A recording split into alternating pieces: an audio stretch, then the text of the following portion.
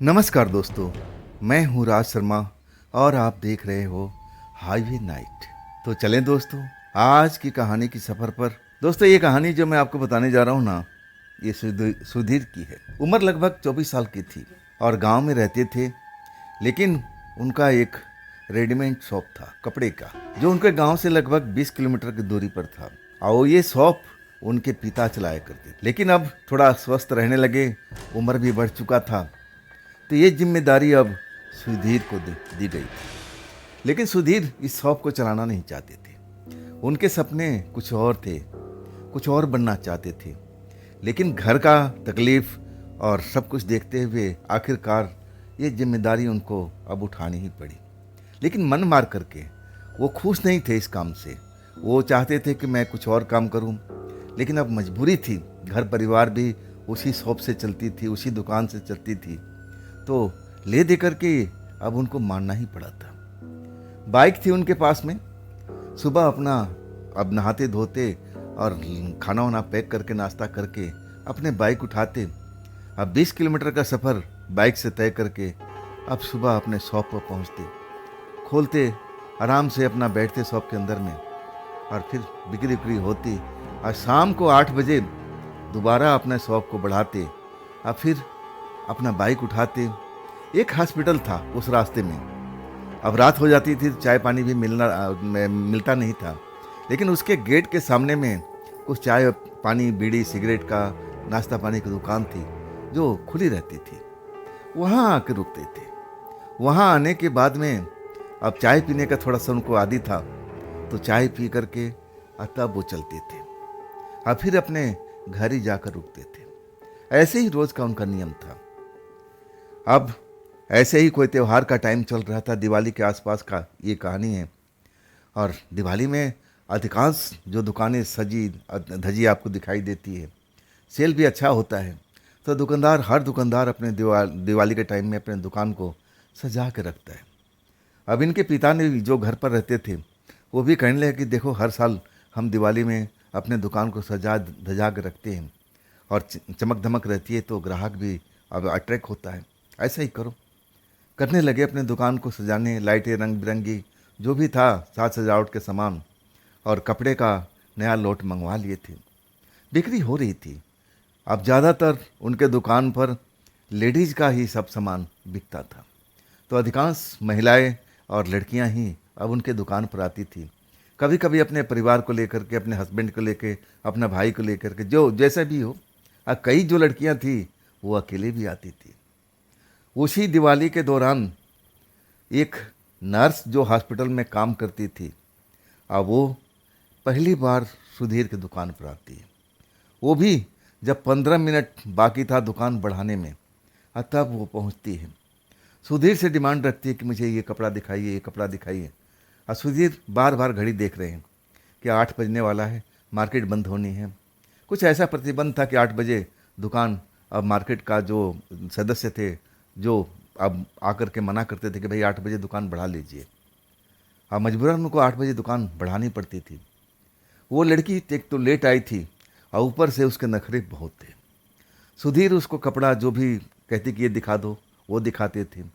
इस तरह बहुत सारे कपड़े उसने देखा, लेकिन उसको पसंद नहीं आ रहा था। सुधीर को लगा कि ये टाइम पास करने के लिए आई है, इसको लेना देना तो है नहीं। बार बार घड़ी की तरफ देख रहे थे। कुछ ही मिनट बाकी था 8 बजने में। तब अब ग्राहक थी भाई। अब ग्राहक से तो रुखे स्वर में कोई इंसान अब अपना दुकानदारी खराब तो करना नहीं है, इसलिए वो थोड़ा सा अपने आप को कंट्रोल करके रखे थे। जब 5 मिनट रह जाता है ना, आज तब सुधीर हाथ जोड़ के कहते हैं कि मैडम जी, मेरा दुकान बढ़ाने का अब वक्त हो चुका है। शायद आपको इतना आइटम में कोई पसंद नहीं आया। लड़की मुस्कुरा के कहती है, नहीं ऐसी बात नहीं है, कुछ आइटम मुझे पसंद आया है, लेकिन जो मैं चीज़ ढूंढ रही हूँ ना, वो मुझे दिखाई नहीं दे रही है। लगता है कि मुझे अब कल आना पड़ेगा। लेकिन आप चिंता मत कीजिए, ये सामान को आप पैक करके रख दीजिए, और इसका कितना पैसा हुआ, आपको ये ना लगे कि मैं आपका टाइम ख़राब करने के लिए आई हूँ। वो लड़की मुस्कुराते हुए सुधीर से कहती है, और सुधीर जल्दी जल्दी उस कपड़े को तह लगा के पैक करते हैं। बार बार घड़ी भी देख रहे हैं, टाइम होने वाला है, हो चुका है। तब लड़की कहती है कि कितना हो गया, टोटल अमाउंट बताते हैं। तब अपनी लड़की बटुए से पर्स निकालती है, मतलब पैसा निकालती है, सुधीर को पकड़ा देती है। जितना पैसा उस कपड़े का था और उससे 3 गुना पैसा उनको ज़्यादा देती है। कहती है कि मुझे, मैं जो आपको मांग रही थी ना, आपके दुकान में दिख नहीं रहा है, वो कपड़ा मुझे ला कर के कल आप दीजिए, इसलिए मैं एडवांस पैसा दे के जा रही हूँ। और रहा ये सामान अपने पास ही रखिए, ये सारा सामान मैं इकट्ठे लेके जाऊंगी, कल कल की रात में आऊँगी। सुधीर बड़ा खुश हो गए। अच्छी भली अब उनमें मार्जिन मिली थी, कमाई हो गई थी, और एक ऐसा आइटम था जो उनको दुकान पर मिल नहीं रहा था, उस लड़की को पसंद नहीं आ रहा था, जो भी था उनके पास में वो थोड़ा महंगा आइटम था। सुधीर कहने लगे ठीक मैडम, कल आप किसी वक्त में आइएगा, मैं सुबह में उस चीज़ को मैं ला करके रख दूँगा, आप ले जाइएगा। तब लड़की कहने लगी कि देखिए, मैं तो सुबह ड्यूटी में रहती हूँ, मैं हॉस्पिटल में नर्स हूँ, और मेरे को टाइम मिलता है रात के टाइम में, मैं रात को ही आऊँगी, ड्यूटी जब मेरी ख़त्म होगी तब मैं आऊँगी। सुधीर कहने लगे, अब ऐसी पूछा पूछी होने लगी, बातचीत होने लगी कि आप कहाँ रहती हैं। तब लड़की बताती है कि मैं फलाने गांव से हूँ, वहाँ मैं जाती हूँ। अब उनके साथ में कुछ सहेली भी है, जो किसी न किसी साधन से उनको कोई लेने आता था, या कुछ टैक्सी वगैरह उन्होंने कर रखा था। वो मामला था, सुधीर के गांव के आसपास की रहने वाली थी, और 2-3 सहेलियाँ बताती थी कि हम इकट्ठे ही जाते हैं। सुधीर कहने लगे आप टेंशन मत कीजिए, मैं भी उसी रास्ते से निकलता हूँ, रोज़ का मेरा काम है, और जहाँ तक मैं चाय आपके हॉस्पिटल के गेट के सामने में पीता हूँ जाते हुए, तो आप चिंता मत कीजिए, आपको आने की ज़रूरत नहीं पड़ेगा। मैं सारा सामान जो भी है ना, मैं पैक करके, और उसी टाइम में 8 बजे के आसपास जब कहती है ना, मैं आपके गेट के सामने मिल जाऊँगा, आप वहीं मेरा इंतज़ार कीजिएगा। और रहा सवाल, तो मैं आपको आपके घर के आसपास तक छोड़ दूँगा, क्योंकि आपका घर तो पहले ही है, आपका गांव तो पहले ही है, मेरा तो बाद में पड़ता है, 10 किलोमीटर के बाद में। लड़की एक पल तो सुधीर के चेहरे की तरफ देखती रही, जज करती रही कि क्या ऐसा करना ठीक है। शायद उसको लगा चेहरा मोहरा पढ़ने के बाद में कि लड़का ठीक है, शरीफ है, ऐसा कोई बात नहीं है। अब वो कहती है कि ठीक है, तो पक्का रहा, कल आप मेरे हॉस्पिटल के सामने में आएंगे। सुधीर कहते हैं कि हाँ, मैं कल आ जाऊँगा। इसके बाद लड़की चली जाती है, और सुधीर को थोड़ा वक्त लगता है दुकान उकान सब सेट बढ़ाने में, तो करीब 7:15 का वक्त हो चुका था। डर रहे थे कि कहीं जो अब बाजार समिति है, जो भी है, कोई आकर के उनको अब भड़का ना दे, रोक ना दे कि ऐसा तुम क्यों कर रहे थे, डर रहे थे। लेकिन उस वक्त कोई नहीं आया, तो आराम से दुकान बढ़ा करके फिर अपनी बाइक स्टार्ट करते हैं और चल देते हैं उसी रोड पर, जो रास्ते में हॉस्पिटल पड़ता था। और वहाँ पर जा कर के उसी दुकान पर जहाँ चाय पीते थे, अब दुकानदार तो पहचानता था, जाते ही अब चाय चढ़ा देता था कि साहब बस 2 मिनट, ताज़ा चाय बना रहा हूँ। अदरक उदरक डाल करके बढ़िया सा चाय बना करके और सुधीर का हाथ में पकड़ा देता है। सुधीर चाय पीते हुए और उस हॉस्पिटल की तरफ देख रहे हैं। ये नर्स लड़की जो बताई थी इसी हॉस्पिटल में काम करती थी, लेकिन अभी तक उनका नाम नहीं पूछे थे। आखिर उससे काम क्या था, अब तो अपना दुकान चलाते थे, ग्राहक से और दुकानदार में बस इतना ही रास्ता रहता है। उनके पिता ने बहुत कुछ सिखाया था दुकानदारी के बारे में कि बेटा, ज़्यादातर ग्राहकों से क्लोज होना भी नुकसानदायक होता है। बहुत कुछ दाव पेच दुकानदारी के सिखाए थे, और वो उसी उसूल पर चल रहे थे। सोचने लगे पापा ठीक कहें, हमें क्या मतलब है, अपना काम हो गया, अपना सेल हो गया, अब उनसे मेरा कैसा रिश्ता। फिर वही चाय का चुस्की लेकर के देखते रहे, लेकिन लड़की शायद अपना साधन लेकर चली गई होगी। 10 किलोमीटर उसको सफ़र करना था, चल देते हैं। अगले दिन आते हैं और उस लड़की का जो भी कपड़ा था इंतज़ाम करते हैं, सब कुछ पैक करके रख देते हैं कि जाते टाइम इसको लेते जाऊंगा। लड़की तो नहीं आती, 8 बजे खुद दुकान बढ़ाते हैं और उस सामान को अपने बाइक पर रख करके टांग करके और फिर चल देते हैं। वो चाय दुकान पर पहुंचते हैं, चाय वाला चाय बना के देता है और चाय पीने में वक्त भी लगता है। बार बार उनकी निगाहें उस नर्सिंग होम पर टिकी हुई थी कि शायद अब निकलेगी, नर्स के काम करती है तो अब निकलेगी, अब निकलेगी, लेकिन वो दिखाई नहीं देती है। अब टाइम ज़्यादा हो चुका था, 8:30 के आसपास हो चुका था। अब सोचे कि भाई अब तो शायद वो निकल गई हो, भूल गई हो। शायद मेरे आने से पहले वो यहाँ से निकल गई है। सुधीर को यही लगा। फिर अपना चाय पी करके पैसा वैसा दे करके बाइक को स्टार्ट करते हैं और वहाँ से हॉस्पिटल से कुछ दूरी पर जा कर के एक बस स्टैंड बना हुआ जैसे था, नॉर्मल सा बस स्टैंड बना हुआ था और वो वहाँ पर एक पत्थर का बेंच भी था। वहाँ पर अब सवारी वगैरह जो भी था उतरते थे, चढ़ते थे। जब वहाँ बाइक लेके निकल रहे थे ना, अचानक किसी ने उनको आवाज़ देता है। वो आवाज़ सुन करके बाइक की स्पीड कम करते हैं। अब मुड़ के देखते हैं तो वही नर्स लड़की उसी स्टैंड पर खड़ा होकर के उनको आवाज़ दे रही थी, अरे रुकिए रुकिए रुकिए रुकिए। आप बाइक घुमाते हैं, आप फिर अब पास जाके देखते हैं कि भाई वही लड़की है, उनकी ग्राहक है। तब कहते हैं कि मैडम मैं तो आपको हॉस्पिटल के गेट के सामने बैठा हुआ और मैं चाय भी पिया और मैं इंतज़ार भी करता रहा, लेकिन आप आई नहीं। तब लड़की मुस्कुराते कहने लगी कि मेरी सहेलियाँ यहीं से साधन पकड़ती है ना, तो मैं यहीं पर आ गई थी। अब मैं सोची थी कि आप भी इधर से गुजरेंगे ना, तो यहीं पर आप मुझे मिल जाएंगे और यहीं से हम बैठ के निकल लेंगे। सुधीर कहने लगे कि ठीक है आइए, अब देर हो रही है, मुझे घर भी निकलना है, आइए बैठिए। सारा सामान मैंने आपका पैक कर लिया और ये रहा आपके बैलेंस पैसा, ये पकड़िए आप। लड़की पैसे नहीं लेती है, कहती नहीं नहीं मुझे और कुछ भी लेना है लेकिन मेरे पास वक्त नहीं मिला है, फिर मैं किसी दिन आऊँगी और फिर मैं आपसे वो जो बात का हिसाब किताब हम कर लेंगे ना, कुछ सामान भी खरीदना है। सुधीर अब बैठे बिठाए ग्राहक मिल चुका था, अब क्या चाहिए, खुश हो गए। उस लड़की को लेकर के चल पड़ते हैं और 10 किलोमीटर से पहले ही लड़की बोलती है कि आप यहीं पर रोक दीजिए। वहाँ पर एक बाएं साइड में रास्ता गांव के साइड में जा रहा था। वहाँ पर अब थोड़ा सा अंधेरा है, अंधेरा का काफ़ी है, रात काफ़ी हो चुकी है और वहाँ पर रोक देते हैं।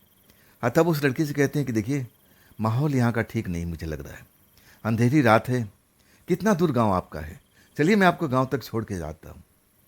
लड़की कहती है मुस्कुरा के नहीं नहीं मुझे कोई ना कोई लेने आता होगा, सबको पता है, मैं यहीं से अब सवारी भी जो आती है मेरी सहेलियाँ आती है, मैं यहीं पर उतर जाती हूँ, लगभग कोई ना कोई मेरे घर से आ जाता है लेने के लिए, आप चिंता मत कीजिए, आप निकल जाइए, आपको लेट हो रहा है। सुधीर अब कई प्रकार से उसको मनाने की कोशिश करते कि नहीं देखिए अभी तक कोई नज़र नहीं आ रहा है और रात का टाइम है, लड़की जाते हैं, अच्छा नहीं लग रहा है मुझे इस सड़क पर छोड़ करके आपको। लेकिन लड़की बार बार उनके आग्रह को ठुकरा देती है, कहती कि नहीं निश्चित होकर जाइए आप, मेरे घर वाले मुझे लेने के लिए आ रहे होंगे, डरने की बात नहीं है, तो मेरा रोज़ का काम है। आखिरकार अब बेबस होकर के अब सुधीर जी अपने रास्ते निकल जाते हैं। लेकिन उस लड़की के अब उसका चेहरा मोहरा अब थोड़ा देख करके उनका मन पिघलने लगता है। बातचीत में बड़ा सलीके से कर रही थी और देखने में भी सुंदर थी, हालांकि उनकी ग्राहक थी, लेकिन अब धीरे धीरे उनका मन बदलने लगा था और जो बैठ के आई थी ना, वो एहसास भी उनको थोड़ा सा अलग कर रही थी।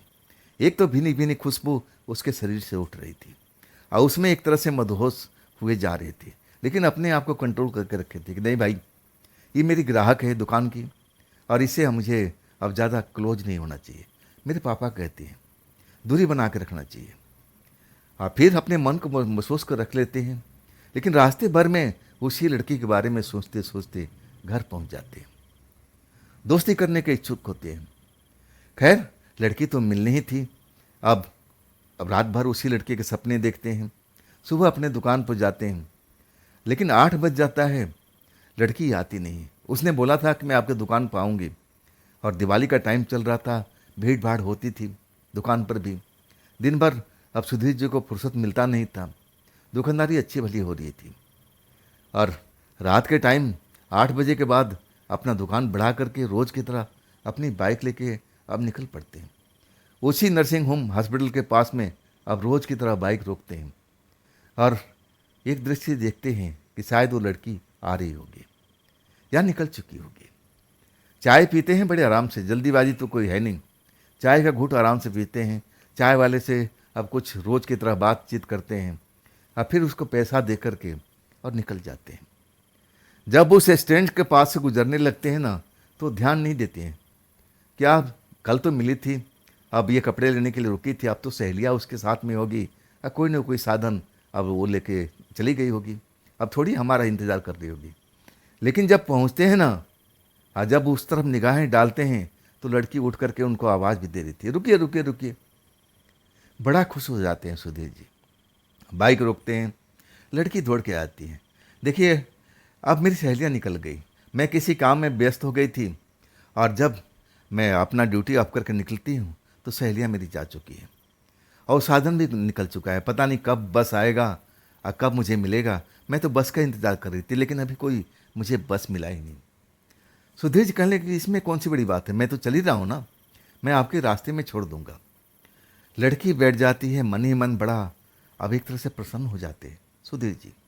उसके बदन से भी एक भीनी भीनी खुशबू आ रही है, और उस खुशबू में एक तरह से मदहोशी अब उनको लगने लगती है। मन में इच्छाएं बहुत जागृत होती है। अब उस लड़की से बात करते हैं, लेकिन उतने में उनको संतोष नहीं मिलता है। मन ना जाने क्या क्या अब सोच रहा था। रास्ते भर लड़की उनको पकड़ के बैठी हुई है, और जानबूझकर सुधीर जी अब कुछ ऐसे रास्ते से गुजार रहे थे कि थोड़ा सा धचकी लगे, लड़की आकर के मुझे टकराए। नौजवानों को यही होता है, लड़की बैठने के बाद में कुछ स्टाइल ही बदल जाती है। ऐसा ही करते हुए लड़की जब उसको अब ऐसे गड्ढे में गिरती थी बाइक, तो कहती, सुधीर थोड़ा सा संभल के चलाइए ना। सुधीर कहते, हाँ मैं संभल के चला रहा हूँ। आखिरकार उस जगह पर पहुँच जाते हैं जो लड़की अब वहाँ से अपने गांव की तरफ जाती है। रात का टाइम है, लेकिन वहाँ उनके घर वाले कोई नज़र नहीं आ रहे। तब सुधीर कहते हैं कि देखिए, आज भी कोई नहीं है। मैं तो कहता हूँ कि आपको घर तक मैं छोड़ के आता हूँ। वही लड़की मना करने लगती कि नहीं सुधीर, कोई ना कोई मुझे लेने के लिए आए, कल भी आया था ना, आज भी आएगा। अब इसके बाद सुधीर जी अपने रास्ते पर विदा होते हैं, लेकिन आज लड़की जिस अंदाज से विदा कर रही थी, बाय बाय कर रही थी, मुस्कुरा रही थी, ये अदा देख करके सुधीर जी मन ही मन बड़ा खुश हो गए। मतलब उनकी गाड़ी सही रास्ते पर जा रही है। आज नहीं तो कल अब लड़की के साथ दोस्ती होना तो पक्का है। अगले दिन अब उसका लड़की का इंतज़ार करते हैं कि अब आएगी आएगी, दुकान में आएगी, उसको कोई सामान वामान खरीदना है, लेकिन वो नहीं आती। आखिरकार नियमित अपना दुकान बढ़ा करके जैसे रोज़ चलते थे, अब फिर उसी स्टैंड पर जब आते हैं तो लड़की उनका इंतज़ार करती रहती है, रुकिए रुकिए रुकिए। सुधीर जी बड़ा खुश हो जाते हैं, कहते हैं कि आज भी सहेली निकल गई आपकी।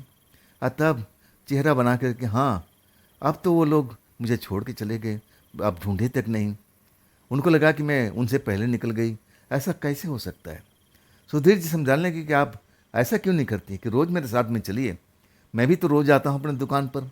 हाँ कभी अलग बात है, कभी मैं छुट्टी कर लिया, वो तो अलग बात है, लेकिन मैं महीना में 30 दिन तो गुजरता हूँ इसी रास्ते से।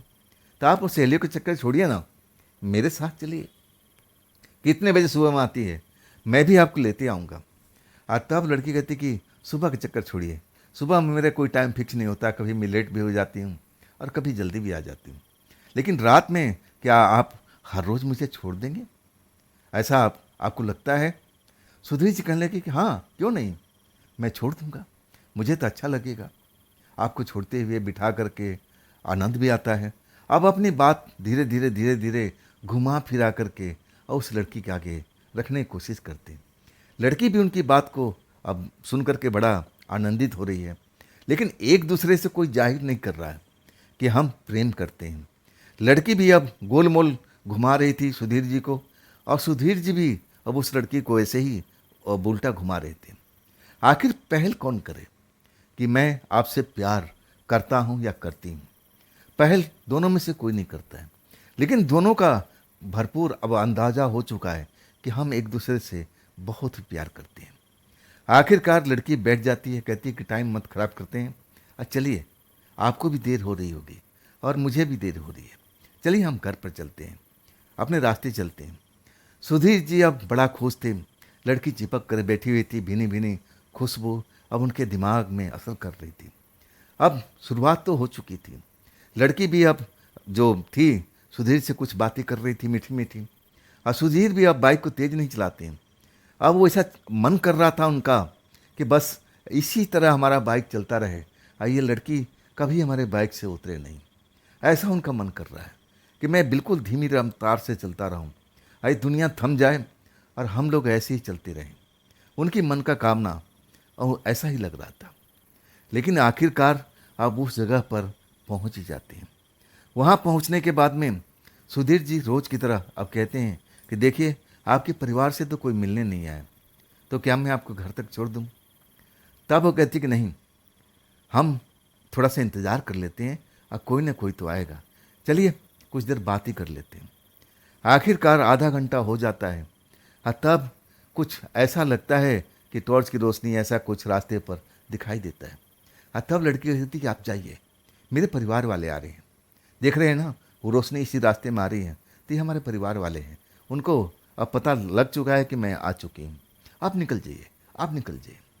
सुधीर जी उधर देखते हैं, जो रास्ता जा रहा था उस तरफ में वाकई में टॉर्च की रोशनी, जैसे कुछ लोग अब उस रास्ते पर चलते आ रहे हैं।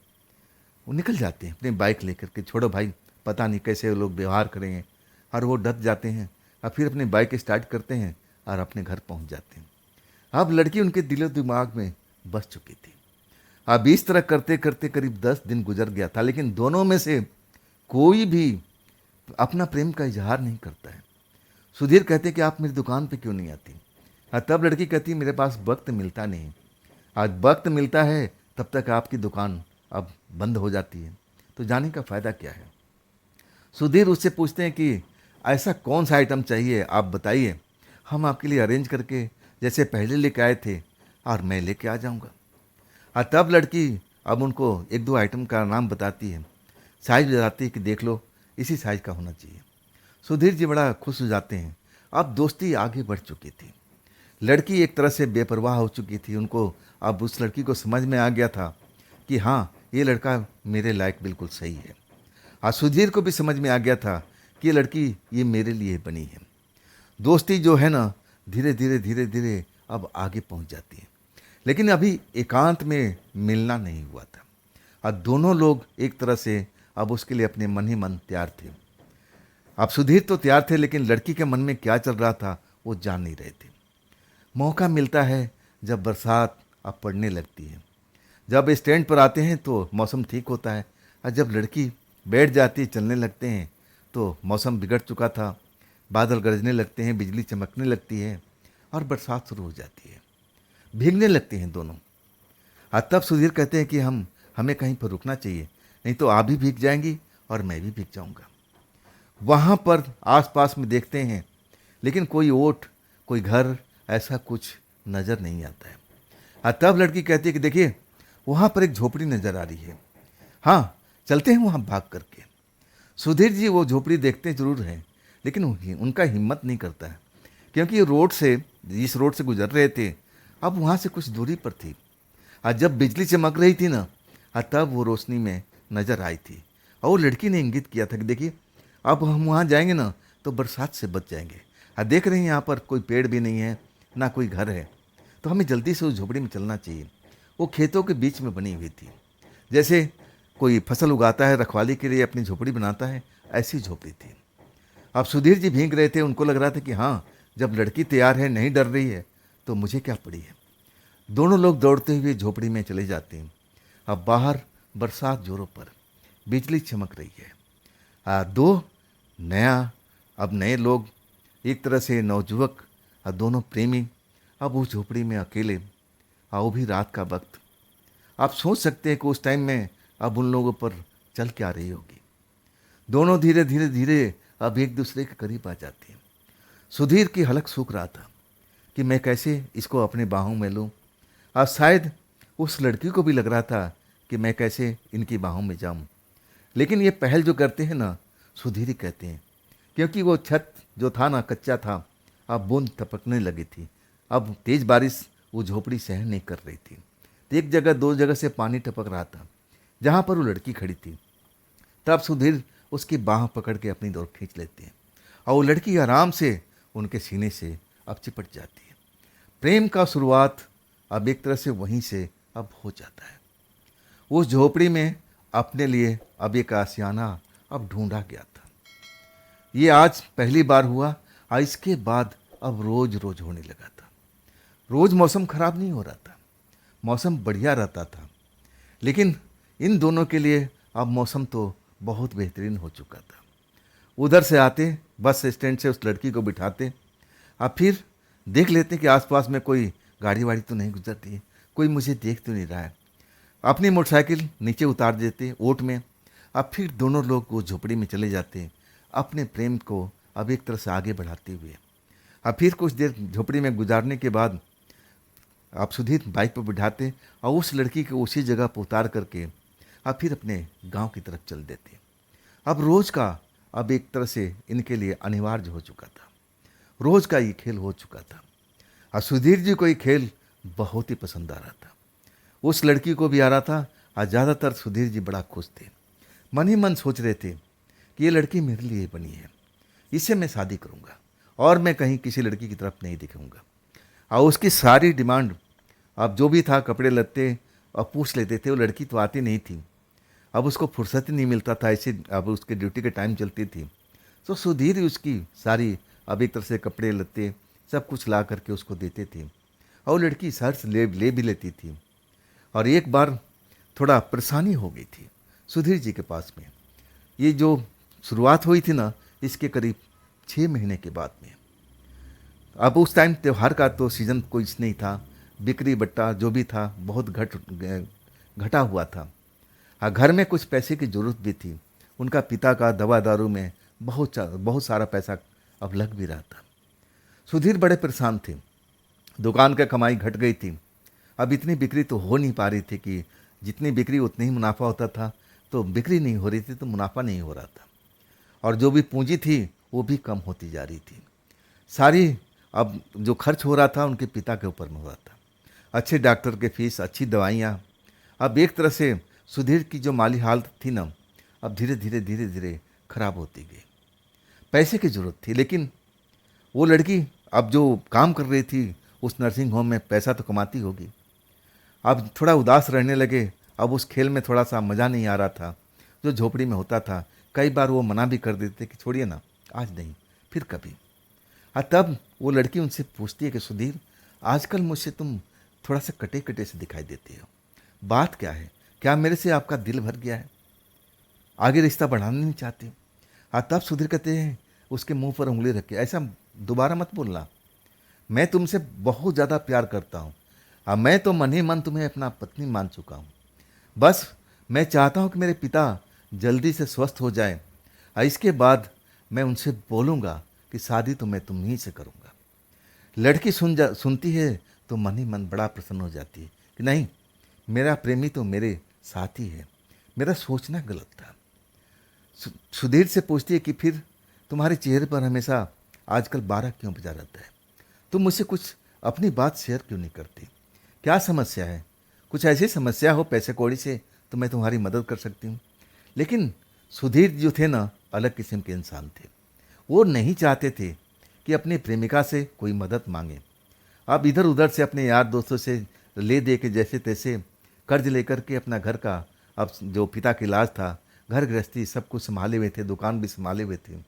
और सोच रहे थे कोई अब त्यौहार आ जाए तो बिक्री हो जाए तो सबके कर्जे वर्जे मैं लौटा दूंगा। ऐसा ही उनका काम चलता था। अभी तो कोई सीजन नहीं है। तब लड़की को समझ में आता है कि इसको पैसे की ज़रूरत है, पैसा ऑफर करती है। अरे तुमने कुछ बोला क्यों नहीं? कितने पैसे चाहिए सुधीर? सुधीर कहते कि नहीं नहीं, मुझे आपसे पैसा वैसा नहीं लेना है, आप बिल्कुल आप शांत रहिए, इस विषय पर हम बात नहीं करेंगे। तब लड़की नाराज हो जाती है, कहती है कि मैं और तुम अलग थोड़ी हैं। जब तुम मुझसे शादी करना चाहते हो, यहाँ तक तुम्हारे मन में ये सब धारणा चल रही है, तो फिर मेरे से दूरी क्यों? कितने पैसे की ज़रूरत है? सुधीर मना करते कि नहीं, मैं सब कुछ काम चला लूँगा, अपने यार दोस्तों से मैंने कर्जा लिया है, थोड़ा सा और ले लेंगे। अब तुम अब इस बात को मत छेड़ो, रहने दो, तुम्हारे भी तो घर परिवार हैं, तुम्हारे भी तो अब खर्च भी हों। तब लड़की उनको डांटते हुए कहती है कि है, सब कुछ है, मैं अपना घर परिवार मज़े में चला रही हूँ, अब तुम्हें बताओ कितने पैसे की ज़रूरत है। बड़ी प्रेशराइज करती है, कहती है कि अगर तुम पैसा नहीं लोगे तो आज से मेरी दोस्ती ख़त्म। आखिरकार मजबूर हो के सुधीर पैसे की बात बोलते हैं कि देखो, मुझे इतने पैसे की ज़रूरत है, कुछ कर्जा हो चुका है जो अपने दोस्तों से लिया था और उनको भी चुकाना है। अब मैं सोच रहा हूँ कि बस कोई फेस्टिवल आ जाए और फिर दुकान में हमारी बिक्री हो जाएगी और सबके पैसे लौटा दूंगा। आपका भी लौटा दूंगा। लड़की मुस्कुराती है, कहती है कि हाँ लौटा देना, लेकिन अभी अपना काम तो चलाओ, कल मैं तुम्हें उतना सारा पैसा तुम्हें दे दूंगी। और वही होता है, पैसा लड़की ला करके दे देती है सुधीर को। सुधीर अब उस पैसे से अपने यार दोस्त के जो भी कर्जे हैं, दुकान में अब कुछ ज़रूरत भी थी, पिता का इलाज भी चल रहा था, तो सब कुछ उसमें अपना काम निकाल लेते हैं। अब इसके बाद रोज़ की तरह अब गाड़ी चलने लगती है, और ये गाड़ी जो है ना रुकती नहीं है उनकी प्रेम की। लगभग 9 महीने से ऊपर अब बीत चुका था, और उनके जो पिता थे ना अब स्वस्थ हो चुके थे, लेकिन बात करने में अभी सुधीर हिचक रहे थे कि अब उस लड़की से मुझे शादी करने का इच्छा है। ये बात अपने पिता से अब कौन सा टाइम में बोलूं, कैसे बोलूं, समझ में नहीं आ रहा था। आखिरकार एक रात हिम्मत करते हैं, जब घर पहुंचते हैं ना तो पिता के सामने सब अपना बात अब रख देते हैं।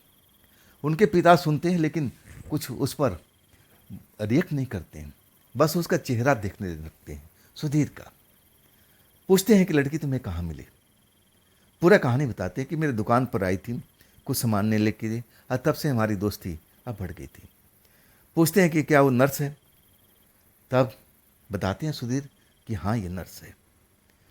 कुछ नहीं बोलते हैं, कहते हैं कि ठीक है, इसके बारे में हम बाद में बात करेंगे, अभी कुछ दिन इस बात को अब ऐसे ही रहने दो। सुधीर समझ में नहीं आता कि आखिर उनके पिता ने कोई जवाब ही नहीं दिया, हाँ या ना, बस कहने लगे इस बात को कुछ दिन के लिए टाल दो, हम इस विषय में बाद में बात करेंगे। बात टल गई थी। सुधीर को लग रहा था कि शायद पिता कुछ सोच रहे हैं, समझ रहे हैं और मान ही तो जाएंगे। आखिरकार मैं इकलौता उनका बेटा हूँ, अब मेरी बात नहीं मानेंगे तो किसकी मानेंगे। अपने आप पर उनका पूरा भरोसा था। आखिरकार जब 15 दिन बीत जाता है, तब अपने पिता के पास में आते हैं। पिता के सामने जाके खड़े हो जाते हैं, कुछ बोलते नहीं हैं। पिता उनकी मन की बात समझ जाते हैं और कहते हैं कि बैठो। बैठ जाते हैं उनकी चारपाई पर। अब पिता कहते हैं, तब तक स्वस्थ हो गए थे, आना जाना घूमना फिरना, बस दुकान पर नहीं जाते थे। एक तो लंबी दूरी बाइक पर अब साथ में जाना बेटे के साथ में, अब डॉक्टरों ने मना कर दिया था कि अब आस पास में थोड़ा सा टहल लो, घूम लो, यही कर लो, तो दुकान पर नहीं जाते थे। लेकिन अपने गांव घर में इधर उधर टहलना उलना सब कुछ चल रहा था। भगवान की कृपा से अब सुधीर मन ही मन बड़ा खुश थे कि मेरे पिताजी स्वस्थ हो चुके हैं। पिताजी उनको बिठाते हैं और उनके चेहरा की तरफ देखते हैं। तो हाँ तो बेटा, हाँ तुम उस लड़की की बात कर रहे थे जो हॉस्पिटल में नर्स है। हाँ, फिर सुधीर अब उनकी तरफ देखते हैं। हाँ पिताजी, मैं उसी की बात कर रहा था। अच्छा, अब ये तुम्हारी अभी मुलाकात चल रही है। सुधीर कहते हैं कि हाँ, मुलाकात तो हमारी हर रोज़ होती है, तो तुम इतना प्यार करते हो। सुधीर कहते कि हाँ। और तब कहते हैं सुधीर के पिता, ये काम करो, उस लड़की को अब दिन में लेके आओ मेरे पास में, मैं भी उस लड़की से मिलना चाहता हूँ। उससे कहो एक दिन हॉस्पिटल ना जाए, छुट्टी मार ले, बहाना भी कर ले, कौन सा हमारे घर पर रहना है, आधे घंटे के लिए आ जाए, हम हमारा पूरा परिवार उसको देख लें, हमें भी तसल्ली हो जाए, और फिर हमारी तरफ से तो हाँ ही हाँ। सुधीर जी बड़ा खुश हो जाते हैं, बहुत मस्त हो जाते हैं कि चलो मेरे पापा ने मेरी बात मान लिया, मेरे परिवार के लोग मान गए, अब क्या है। अब जाते हैं। अब रात के टाइम जब लड़की स्टैंड पर मिलती है, बिठाते हैं, बड़ा खुश नज़र आते हैं। और तब लड़की कहती है कि बात क्या है सुधीर, आज बड़े खुश नज़र आ रहे हो, चहक रहे हो। और तब सुधीर कहते हैं कि हाँ, पिता ने मेरी बात को मान लिया, और वो कह रहे हैं कि दिन के टाइम में आकर मुझसे मिलो, तो तुम चलो ना, कल ही छुट्टी कर लो ना। जब लड़की सुनती है ना तो उसका चेहरा थोड़ा सा अलग हो जाता है। सुधीर इसको भाप नहीं पाते, क्योंकि लड़की पीछे बैठी हुई है और आगे की तरफ चलते हुए बात करती जा रही है। अब उसके चेहरे का रिएक्ट क्या हुआ था वो समझ नहीं पाए थे, लेकिन कुछ देर के लिए उसकी बोलती बंद हो गई थी। सुधीर फिर पूछने लगे कि हाँ, तूने बताया नहीं, कल चलोगी, कल टाइम है तुम्हारे पास में। तब लड़की कहती है कि नहीं, मुझे तो थोड़ा सोचने दो, मैं तुम्हारे लिए अब ये मैं सोचूंगा, दिमाग में अपना बिठाऊंगी, और मैं सोचती हूँ कि एक आध दिन या कुछ दिन मुझे टाइम दो। लड़की टाइम मांगती है। तब सुधीर कहते हैं कि बड़े मुश्किल से मैं अपने परिवार को मनाया हूँ, अब मैं चाहता हूँ कि जल्द से जल्द तुम मिल लो, हमारे परिवार को भी देख लो, आखिर तुम्हें उसी घर में तो जाना है। लड़की अब थोड़ा सा उसका रवैया, बातचीत का ढंग, सब कुछ बदल जाता है। उदास उदास सी वो आवाज़ निकालती है। और जब ये परिवर्तन होता है ना, तो सुधीर बाइक रोक देते हैं और कहते हैं कि तुम्हारे चेहरे पर खुशी नहीं है। मैं अपने पिता को बड़ी मुश्किल से मनाया हूँ। मैं चाहता हूँ कि तुम चल कर के दिन में मिलो। तब लड़की कहती है, सुधीर मुझे वक्त दो, थोड़ा सा मुझे वक्त दो। सुधीर कहते हैं, कितना वक्त? तब लड़की कहती है कि मुझे कम से कम 1 हफ्ता तो टाइम दो। सुधीर सोचते हैं कि कहीं मेरे पिता का मन बदल ना जाए। तब कहते हैं कि नहीं, इतना नहीं, इतना नहीं, 2 दिन ले लो, 3 दिन ले लो, इससे ज़्यादा ठीक भी नहीं होगा, कहीं मेरे पिता का मन बदल ना जाए। मैं अब सोच भी रहा हूँ कहीं रिश्ते विश्ते हमारे घर में ना आ जाए, फिर मेरे लिए तो बड़ा मुश्किल हो जाएगा ना। अब एक तरह से लड़की को समझाने की कोशिश करते हैं, लेकिन उसके चेहरे पर अब उदासी छाई होती है। जो खुशी होना चाहिए उस लड़की के अंदर में होती नहीं है। सुधीर अब इस चीज़ को अब जो भी है ना, परवाह नहीं करते हैं, ना इस विषय में सोचने की कोशिश करते हैं।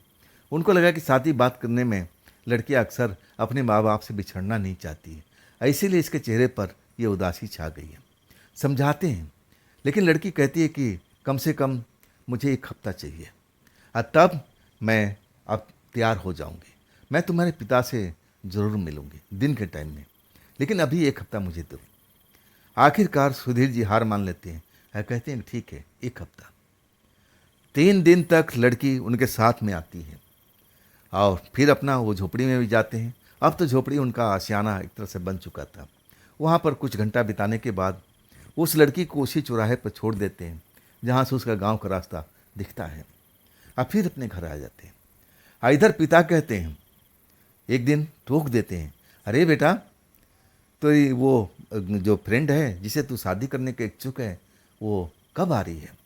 तब सुधीर थोड़ा सा डर जाते हैं। कहते हैं कि थोड़ा सा उसका काम चल रहा है ना, बिजी शेड्यूल है, इसलिए उसको दिन में टाइम नहीं मिल पा रहा है। हफ्ते भर के बाद में मैं उसको लेके आऊँगा। पिताजी मुस्कुरा के रह जाते हैं, कुछ बोलते नहीं हैं। ना परिवार में ऐसा अभी कुछ कोई उनको टोका था। 3 दिन बीतने के बाद में चौथी रात को जब स्टैंड पर आते हैं और जब देखते हैं तो वहाँ पर उनकी फ्रेंड है ही नहीं।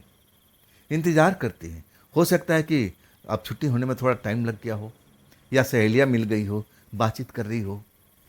10 मिनट बीतता है, आधा घंटा बीतता है, 1 घंटा बीतता है।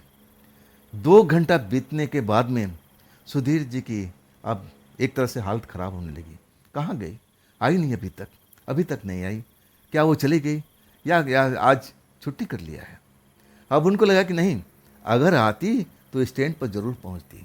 अब उनको लगने लगा कि ये लड़की छुट्टी मार लिया है, उसके परिवार में कोई दुख तकलीफ होगा, इसलिए ड्यूटी नहीं आई है। वो बिल्कुल अपने घर की तरफ चल जाते हैं, लेकिन मन उदास होता है।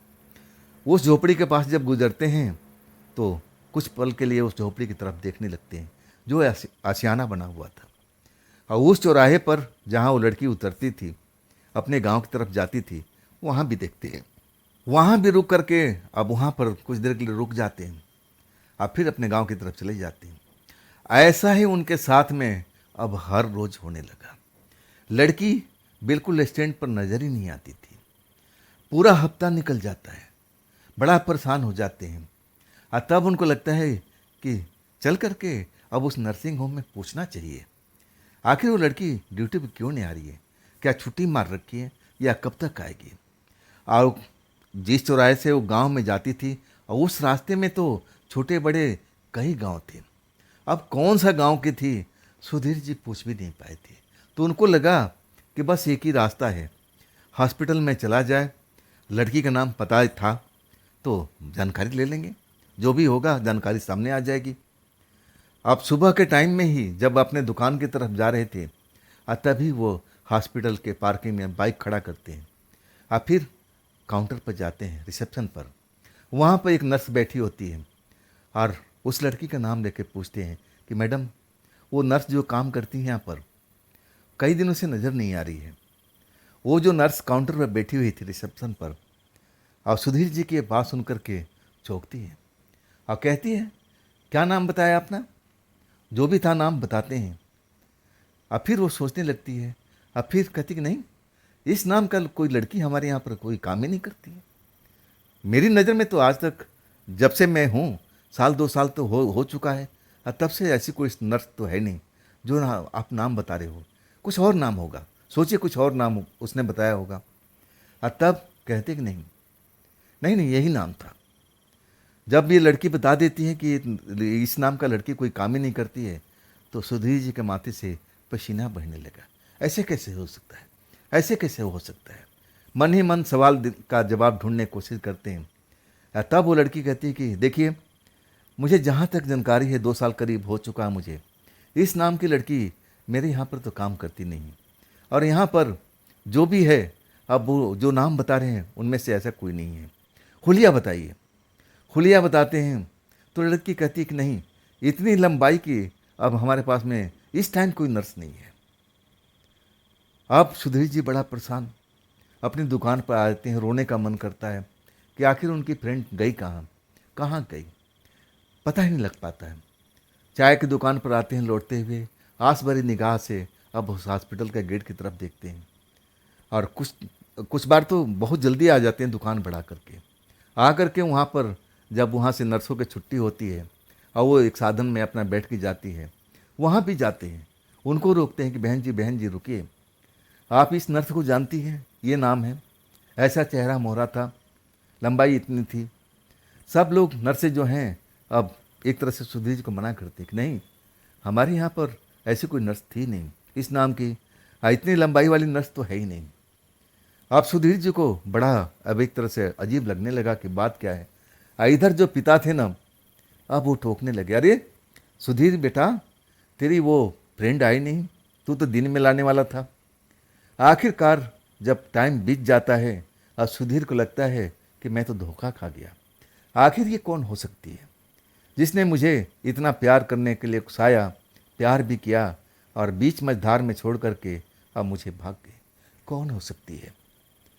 आखिरकार उनके पिता एक रात उनको बुलाते हैं, जब बाइक खड़ा करते हैं, अब आवाज़ देते हैं, सुधीर मेरे पास से होकर गुजरना, बाइक खड़ा कर दो और मेरे पास आकर के बैठो कुछ देर के लिए। सुधीर जाते हैं, बाइक खड़ा करने के बाद में पिता के चरणों के पास बैठ जाते हैं चारपाई पर। पिता की तरफ देखते हैं, चेहरा उदास हुआ पड़ा है। पिता उनको अब कहते हैं कि बेटा, मैं जानता था, मैं तुम्हारा चेहरा देख करके मैं पढ़ चुका था। शायद तुम्हें मालूम नहीं, मैं थोड़ा तंत्र मंत्र का ज्ञानी भी हूँ, और तुम्हारे दादाजी भी थे, उनके दादाजी भी थे। लेकिन तुम अब इस लाइन से अलग हो चुके हो ना, तो तुम इसीलिए उस लड़की को पहचान नहीं पाए थे। और मुझे पता था कि तुम्हारे साथ में एक दिन ना ये कांड होना ही है। मैं जानता था कि जिस लड़की से तुम मिल रहे हो ना, वो प्रेतात्मा तो है, लेकिन वो दुष्ट आत्मा नहीं है। वो तुम्हारा कोई नुकसान नहीं पहुंचाएगी। अगर तुम उससे शादी की बात नहीं करते और तुम जिद नहीं करते ना, तो तुम्हारे साथ सालों साल लगी रहती। अब उसको कोई मतलब ही नहीं था। लेकिन मैं इसीलिए तुम्हें सचेत करने के लिए बोला था कि तुम्हारी अब वो जो भेद है वो खुल जाए, मुझे बताना भी न पड़े। अगर मैं बताता ना तो तुम विश्वास भी नहीं कर पाते। पिताजी की ये बातें सुनकर के हरीश जी अब बड़ी बड़ी आंखें करके पिताजी की तरफ देख रहे थे। आंखों से आंसू निकल रहा था। पिताजी समझाते हैं कि बेटा शांत हो जाओ, ये जो मैंने किया था ना, तुम्हारे भले के लिए किया था। अभी तुम इस प्रेत आत्मा को और इस दुनिया को तुम समझ नहीं पाओगे। तुम्हें तो इन चीज़ों में रुचि है नहीं। मैं देखो कपड़ा का बिजनेस भी करता था और मैं अपने पिता से ये ज्ञान भी लिया था। हालांकि मुझे इस ज्ञान से कोई मतलब नहीं था, लेकिन मैंने लिया था। ये मेरे संस्कार में चला रहा है। मैं ये ज्ञान तुम्हें देने का कोशिश भी कर रहा हूँ, लेकिन तुम बिल्कुल इस चीज़ से अलग भागते हो। तुम तो दुकान भी नहीं चलाना चाहते थे। अब पिताजी पुरानी पुरानी बात लेके बैठ जाते हैं, लेकिन उनमें सुधीर को रुचि नहीं थी। आखिरकार आंसू पोंछते हुए पूछते हैं कि पिताजी, क्या वो एक प्रेतात्मा थी? तब सुधीर के पिता कहते हैं कि हाँ बिल्कुल थी, लेकिन ऐसी वैसी नहीं। वो तुम्हें परेशान करने वाली नहीं थी प्रेतात्मा, लेकिन वो दूसरी किस्म की थी। हम उसको आम भाषा में पुण्य आत्मा भी कह सकते हैं। जब ये सुनते हैं ना सुधीर जी हक्का बक्का रह जाते हैं, आंखों से आंसू बहने लगता है। अब उसके बाद उनके पिता उनको संभालते हैं और कहते हैं बेटा ठीक है, तू दुकान चला, सब कुछ कर, दोस्ती यारी रख, लेकिन ऐसे लोगों को पहचान भी करना जरूरी है। मैं तुझे मंत्र सिखाता हूँ, उस मंत्र को तू अपने दिमाग में बिठा के रख, और तब तक तेरे अंदर में मंत्र शक्ति रहेगी ना, तेरे अंदर में रहेगी, तुझसे कोई प्रेतात्मा अब इतने नज़दीक भी नहीं हो पाएगी। और आखिरकार सुधीर जी उस मंत्र को सीखते हैं जो पिता ने अब उनको सिखाया है। अब इसके बाद दुकान भी चलाते हैं और शादी ब्याह उनके पिता ने कर भी दिया है। लेकिन आज भी सुधीर जी उस प्रेतात्मा को कभी कभी याद करते हैं और आंसू बहाते हैं। आखिरकार अब एक तरह से उनकी बेस्ट फ्रेंड थी और एक बार ने तो बहुत सारे पैसों से उनकी मदद भी की थी, तो पैसा वो कहाँ से लाई होगी। सुधीर जी के दिमाग में आज भी वो सवाल गूंजता रहता है। अब पिता से अब पूछने की हिम्मत नहीं होती, क्योंकि पिता से पूछने पर अब बहुत तरह के झमेले में पड़ने के चांसेस थे। तो दोस्तों, ये थी आज की भेजी हुई सुधीर जी की कहानी। ये कहानी आपको कैसी लगी कमेंट में ज़रूर बताइएगा। और दोस्तों, अगर आपके पास भी ऐसी कोई घटना है जो आप मुझे बताना चाहते हो, तो आप मुझे इंस्टाग्राम पर या मेरे व्हाट्सएप नंबर पर, मेरी मेल आईडी पर आप अपनी घटना को मुझे शेयर कर सकते हैं। और दोस्तों, ये भी चैनल आप ही का है, तो इसको भी अपना प्यार दीजिए, लाइक कीजिए, सब्सक्राइब कीजिए, अपने दोस्तों को शेयर कीजिए और हाइप तो ज़रूर कीजिएगा। दोस्तों, फिर हम मिलते हैं ना इसी चैनल पर, इसी टाइम पर कल। आप लोग अपना ख्याल रखिएगा। नमस्कार।